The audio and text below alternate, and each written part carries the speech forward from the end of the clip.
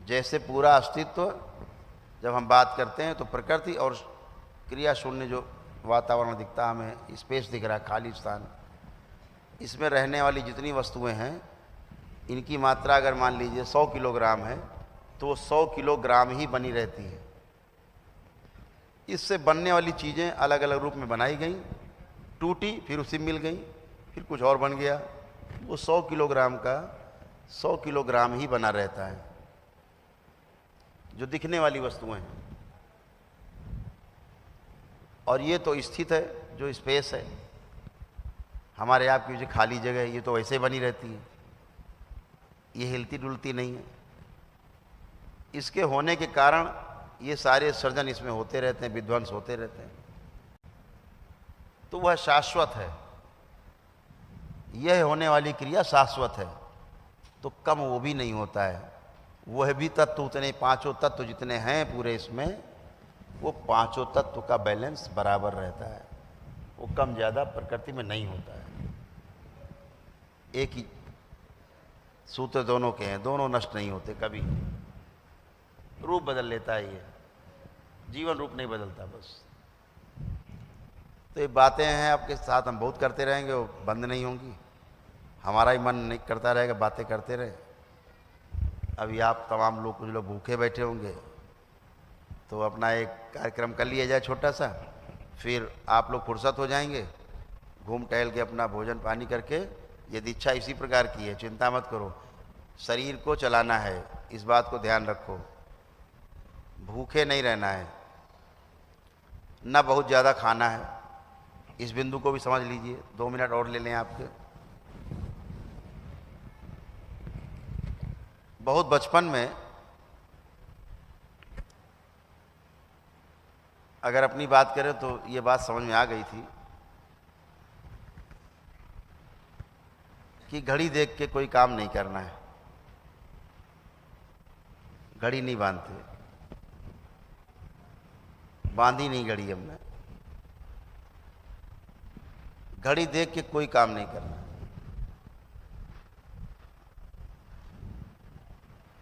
जहां घड़ी देख के काम करना शुरू किया, घड़ी पहले आती, काम बाद में शुरू होता है, तनाव पैदा करती है।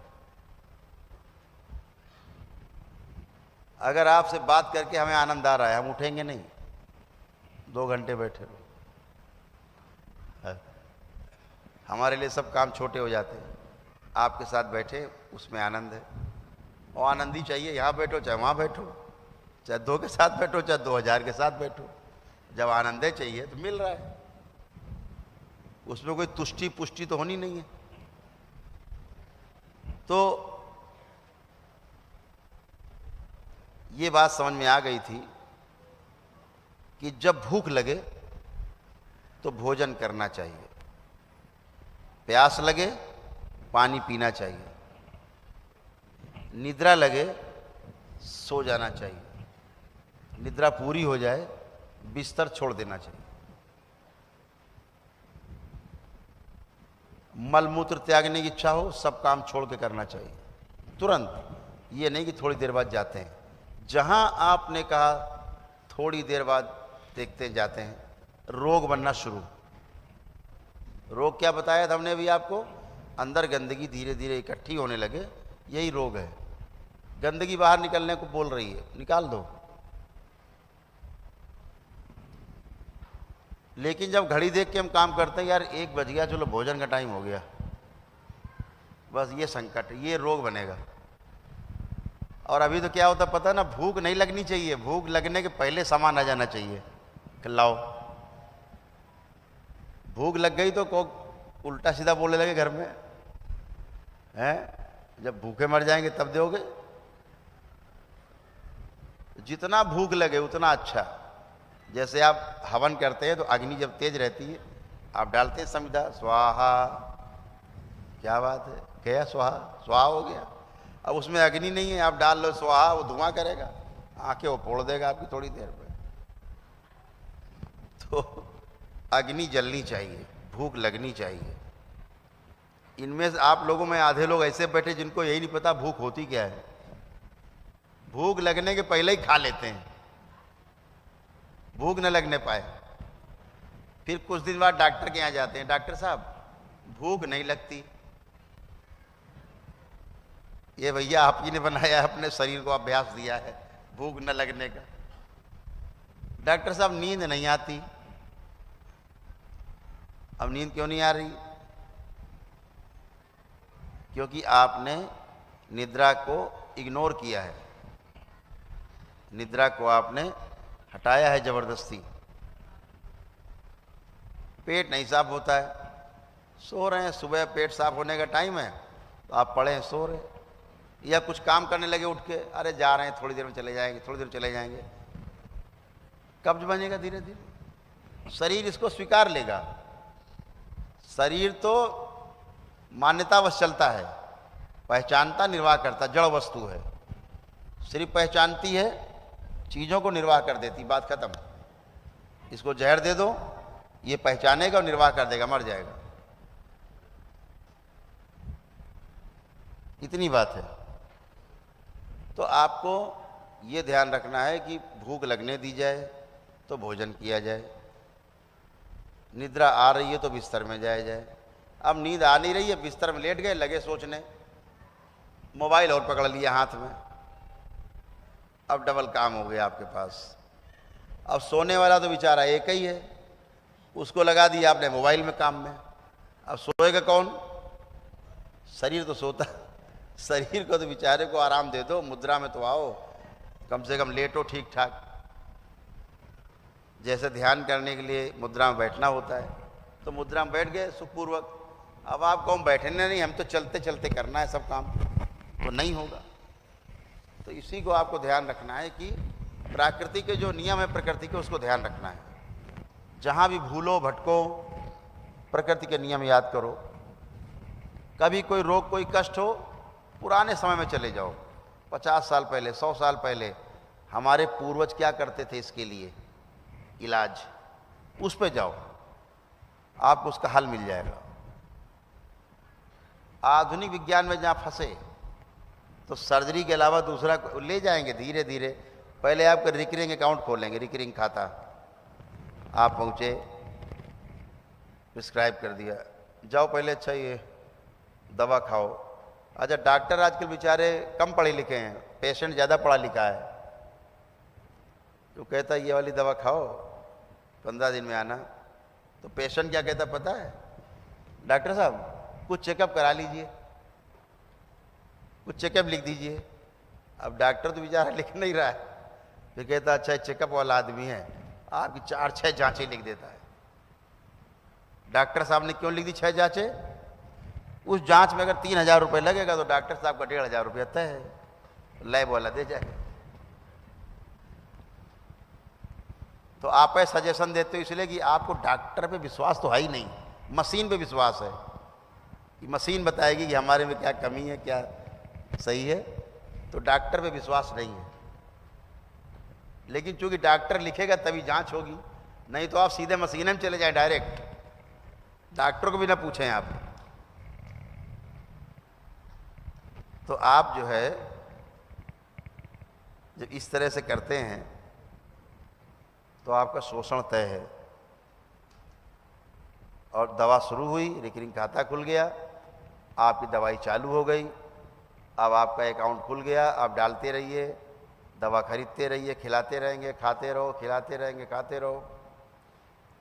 आप इसलिए खा रहे हैं कि आपको जिंदा रहना है, और डॉक्टर साहब इसलिए खिला रहे हैं कि उनको भी जिंदा रहना आपसे कमा के। दोनों जिंदा रहने के अर्थों में मजे में है, एक खा रहा है, खिला रहा है। धीरे धीरे धीरे धीरे जब रोग और आगे बढ़ जाएगा तो कहे कि भैया और जरा बड़ी जांच कराओ, तो और बड़ी जांच हो गई, और बड़ी जांच हो गई तो बड़ी समस्या आ गई, तो बोले अब सर्जरी करा लो, फिर सर्जरी हो जाती है। आप खुशी खुशी जाते हो कि हम ठीक हो जाएंगे, सर्जरी के बाद बजाय कष्ट जाने के और बढ़ जाते हैं। तो हमेशा ध्यान रखने की बात है कि जिम्मेदारी से, समझदारी से हमें काम करना है। हमारे पूर्वज कैसे जिए हैं उस पर थोड़ा ध्यान देना है। घर में कैसे लोग करते थे, कैसे बात करते थे। जैसे बहुत लोगों ने रास्ता निकाला कि कोई गलती हो जाए क्षमा मांग लो, तो अपने अंदर का मैल चला जाए और सामने वाले के अंदर का मैल चला जाए। लेकिन रहीमन कह गए, रहीमन धागा प्रेम का मत तोड़ो चटकाए, टूटे से फिर ना जुड़े और जुड़े गांठ पड़ जाए। तो आप भले किसी का अपमान करके क्षमा मांग ले, लेकिन भैया गांठ तो पड़ गई, तो काहे ऐसा काम करो कि क्षमा मांगनी पड़े। और कुछ लोगों ने, और विद्वानों ने लिख दिया, और कुछ विद्वान पैदा बड़े बड़े हुए, लिख दिया क्षमा बड़न को चाहिए और छोटन को उत्पात। ऐसा लिख गए। बच्चों ने पढ़ लिया, अब बच्चों ने पढ़ लिया, अब उत्पात कर रहे हैं। बड़े कह रहे हैं हम क्षमा कर देंगे, अब दोनों अपने अपने काम में लगे। वो उत्पात कर रहे हैं, वो क्षमा कर रहे हैं, वो उत्पात कर रहे हैं, वो क्षमा कर रहे हैं। ऐसा विज्ञान दे दिया है ना। ऐसा ऐसा लिख गए कि पढ़ लो तो तबीयत मस्त हो जाती और कर लो तो और ज्यादा मस्त हो जाती। समझदारी पूर्वक देख लें तो ना हमें क्षमा मांगना स्वीकार होता है और ना ही उत्पात करना स्वीकार होता है। दोनों ही स्वीकार नहीं है। और जो समझदारी पूर्वक काम करते हैं तो क्षमा मांगने का कोई क्षण नहीं आता और उत्पात तो होता ही नहीं है। तो सारे काम दिमाग खुले रख के करने हैं, पूरे समग्रता में करने हैं। सारे कष्ट संकट आपके गए हैं। स्मृतियाँ अच्छी अच्छी बैठ के अच्छा अच्छा बस सोचना है। अगर सोचना ही है, कुछ सोचने का अभ्यास है ना पुराना भूतकाल में, तो रसगुल्ला खाना, गुड़ ना खाना, इतनी बात है। तो आगे का हम लोग शुरू करते हैं कार्यक्रम। सभी लोग, हम लोग अपने अपने जो शिवलिंग हैं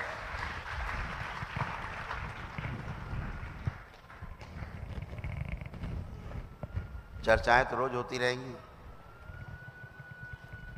चर्चा से इतना ही होता है, थोड़ी सूचना मिल जाती है और कुछ नहीं। बाकी जीना तो आपको स्वयं में।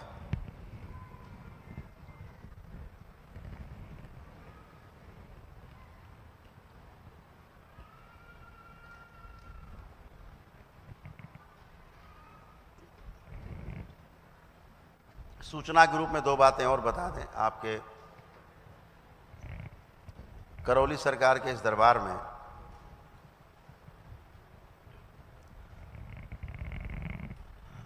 दो भागों में कार्य होता है, तीसरा अपने आप होता है। करने वाला जो कार्य, दो भाग हैं उसके। करने वाला कार्य दो, एक शरीर की और जीवन की शुद्धि सफाई पूरी हो जाए जब, तो दूसरा भाग है ध्यान और साधना। तीसरा जो है ध्यान साधना के द्वारा जो हमें मिला है, फिर हमें समाज में कैसे जीना है, वो अपने आप होता है। वो करना नहीं होता, अपने आप होता है। समझदारी जब आ जाती है तो अपने आप जीना सही हो जाता है। सही जीने के लिए कुछ नहीं करना होता, केवल समझना भर शेष है। तो तीन स्तर हैं, दो स्तर हमें जो करने होते हैं, तीसरा अपने आप होता है। जो कुछ भी हम करते हैं अनुभव अपने आप हो जाता है। अनुभव करना नहीं पड़ता, अनुभव होता है। करने वाली चीज़ें क्या हैं? क्रिया के रूप में इच्छा विचार आशा के द्वारा हम चीज़ों को करते हैं। जब इच्छा विचार आशा की क्रिया शांत हो जाती तो उसे समाधि कहा। वो भी अपने आप घटित होती है, उसके लिए भी कुछ करना नहीं होता। करने भर का भाग इतना ही है। तो दरबार में दो तरह का जो कार्य, एक शुद्धि सफाई जो आप पहले करवा के आए परिवार के लिए, अब शुद्धि सफाई हो गई तो ध्यान साधना का कार्य शुरू, कि हम अपने जीवन को उत्तरोत्तर कैसे आगे गति कराएं, कैसे ऊर्ध्वगामी बने। जो यात्रा नीचे की ओर हो रही थी अब ऊपर की ओर। यह बातें आगे समझेंगे कि हमें ऊपर जाना है तो कहाँ तक जाना है।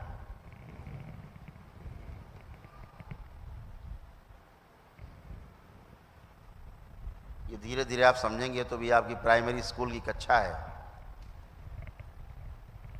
तो प्राइमरी स्कूल के लेवल की बातें हो रही हैं आपके साथ। जितनी बात आपके समझ में आ जाए उतनी बात करना ही ठीक है। आगे का ज्ञान बांटना ठीक बिल्कुल नहीं, क्योंकि आप ये तो छोड़ दोगे और कॉलेज वाली किताब खोल लोगे, तो प्राइमरी स्कूल में रहना अभी ठीक है। हमारे राजू भैया बैठे हैं और इनके तमाम जो मित्र हैं, जो इनके साथ रह करके तमाम सीखे हैं, इनके सानिध्य में रहे वर्षों से, इनके प्रति उनको चूँकि विश्वास पहले से ही था,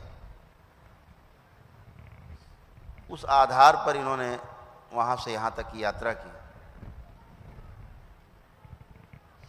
निश्चित रूप से इनमें भी कुछ बीज पड़े हैं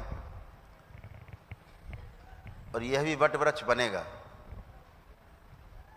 निश्चित रूप से अपने देश में जाके ये लोग जरूर कुछ ना कुछ करेंगे, ये मुझे पूरा विश्वास है।